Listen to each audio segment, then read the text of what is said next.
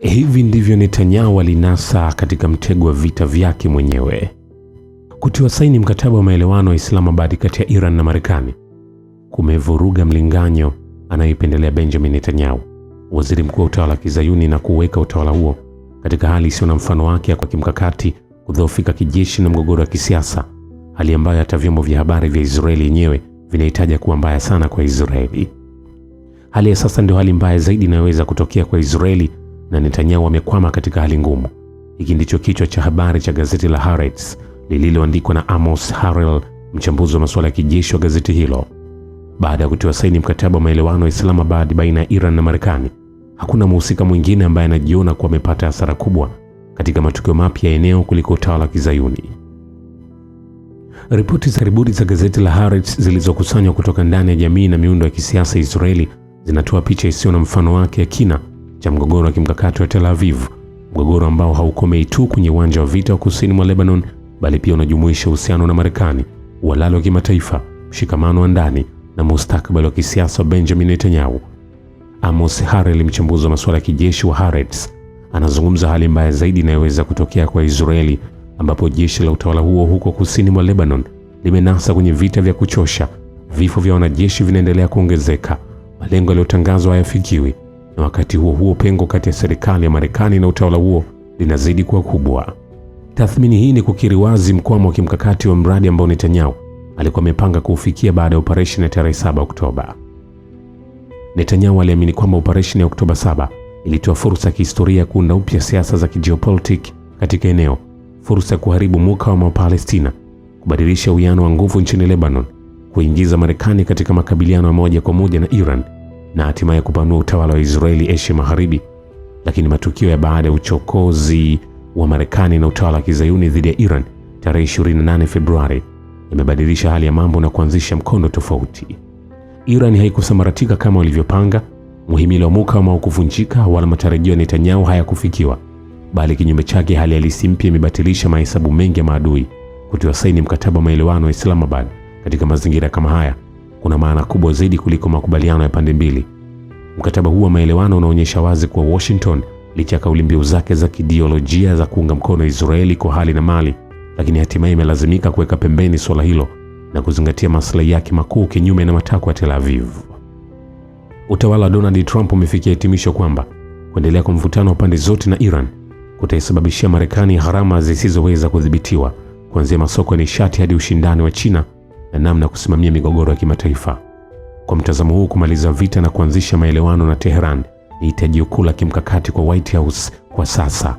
Hapa ndipo utawala wa Kizayuni unajikuta kwenye hali ya hatari isiyo ya kawaida. Kwa upande mmoja, makubaliano yoyote kati ya Iran na Marekani ni kwa madhara ya kimkakati ya Tel Aviv.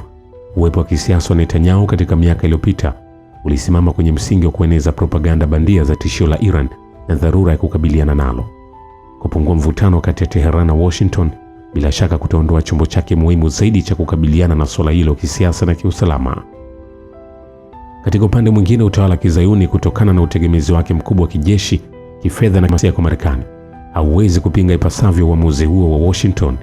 Kama gazeti la Haaretz linavyomnukuu J.D. Vance, makamu wa rais wa Marekani, akisema kuwa Israeli itakukaa kimya na kukubali uamuzi wa Marekani kwa sababu utegemezi wake kwa Marekani ni mkubwa mno.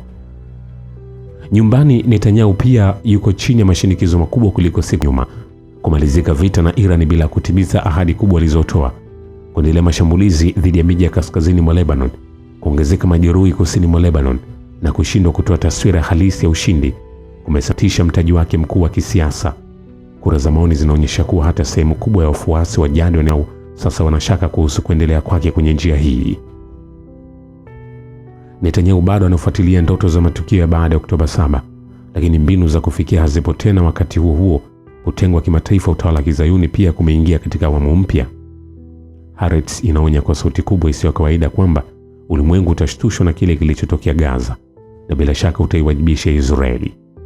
Mauaji ya kigaidi, ukiukwaji mamlaka za nchi, uharibifu mkubwa na kupuuza sheria za kimataifa haziwezi kuendelea tena bila kulipwa gharama. Mgawanyiko kati ya utawala na Umoja wa Ulaya, kuongezeka ukosoaji katika maoni ya watu wa Magharibi, na uwezekano wa vikwazo vya kisiasa na hata kijeshi kutoka kwa washirika wake wa karibu ni dalili za mwenendo huu. Ukweli ni kwamba hujuma za jeshi dhidi ya Iran sio tu kwamba zimeshindwa kubadilisha maana ya kieneo ya utawala wa Kizayuni, bali pia ni hali jumla imebadilika kwa madhara ya utawala huo ghasibu. Marekani na utawala wa Kizayuni haziwezi tena kunufaika na mazingira yaliyokuwepo kabla ya hujuma hizo. Eneo limeingia katika awamu mpya, awamu ambayo uwezo wa kuzuia wa Iran, uimara wa muhimili wa mukawama na mapungufu ya nguvu za Marekani ni mambo ambayo sasa yanaainisha kila kitu katika eneo hili. Mojawapo ya matokeo muhimu zaidi ya matukio hivi karibuni ni kwamba Netanyahu sasa amenasa katika chaguzi ngumu: ama akubali hali halisi mpya ya mambo inayotawala katika eneo na kuachana na ndoto zake zisizotimia, au aendelee na matukio ambayo yanaweza kutumbukiza zaidi utawala wa Kizayuni katika kinamasi cha kutengwa kimataifa, mmomonyoko wa kijeshi na mgogoro wa ndani.